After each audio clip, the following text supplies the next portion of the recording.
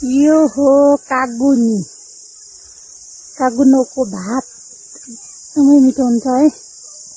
हामीले कागुन टिपिसकेका छौँ, त्यो पुरै गेराले लटरम्मै परेको छ। यो झर्दैन, अलि साह्रो हुन्छ यो एकदमै। हेर्दाखेरि झर्ला जस्तो छ तर झर्दैन त्यति।